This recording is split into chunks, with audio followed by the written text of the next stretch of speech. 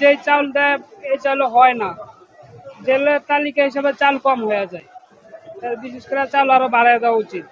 আমরা এই অবরোধ মানি, কিন্তু আমরা অবরোধ মানলে এই ডিম ছাড়লে 15 দিন পর 12 তালার আই সব ধরিলে ডিম ছাড়ার মৌসুম ঠিকই ঠিক মতন দিয়েছে, আমরা অবরোধ ঠিকভাবে মানি এইভাবে ঠিক আছে। আমরা 2 দিন আগেই উঠে গেছি। ইলিশ মাছের ডিম ছাড়া একটু সময়টা একটু দিলে ভালো হয়, আর ভারতের জাইলার জন্য আরো ইয়া করতে পারে। হ্যাঁ, এই যে দিলে আমাকে একটু আরো ভালো হয়। বান্ডেল থাকলে প্রতি সেনমানিতে টাকা বাঁচবে। বিকাশ সেনমানি বান্ডেল কিনে জিতুন প্রতি লেনদেনে।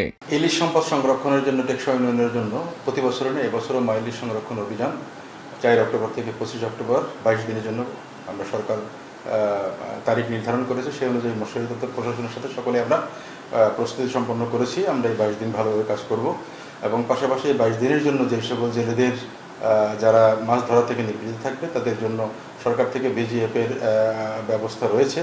আমরা আশ্বস্ত করছি বিজিএফ আসার সাথে সাথে আমরা এই বিজিএফ জেলেদেরকে হাতে তুলে দেব এবং আমরা বিগত দিনের অভিজ্ঞতার আলোকে এবছর এই 22 দিনের কর্মসূচি আমরা বাস্তবায়ন করব। পাশাপাশি বাংলাদেশের যেহেতু সকল অভ্যন্তরীণ জলাশয় এবং সমুদ্র সীমায় এই ইলিশ ধরা এবং অন্যান্য সকল মাছ আহরণ নিষিদ্ধ রয়েছে, তো সেই হিসেবে আমাদের সমুদ্র সীমায় নিরাপত্তার জন্য বাংলাদেশ নৌবাহিনী এবং বিমান বাহিনী তারা সংযুক্ত থাকবে। আমরা এবার বিশ্বাস করি যে সমুদ্র সীমায় বাইরের দেশের কোনো দেশে ট্রলার এসে আমাদের মৎস্য শিকার করতে পারবে না। আর জেলেদের বিষয়টা আমরা আশ্বস্ত করছি বিজিএফ আসার সাথে সাথে প্রতি মাসে 40 কেজি হারে বা 22 দিনের জন্য 29.33 কেজি হারে যে চাল পাবে এটা আমরা তাদের হাতে তুলে ধরার জন্য আমরা ব্যবস্থা করব এবং এই 22 দিনের জন্য ইলিশ আহরণ বিক্রয় মজুদ সারা বাংলাদেশে পরিপূর্ণরূপে আইনগতভাবে নিষিদ্ধ থাকবে। আমাদের দীর্ঘ অভিজ্ঞতার আলোকে আমরা এই কাজটা যেহেতু করেছি, আমাদের অভিজ্ঞতার ঝুলিও পরিপূর্ণ। আমরা এই দেশের জনগোষ্ঠী এবং জেলেদের সাথে কাজ করেছি।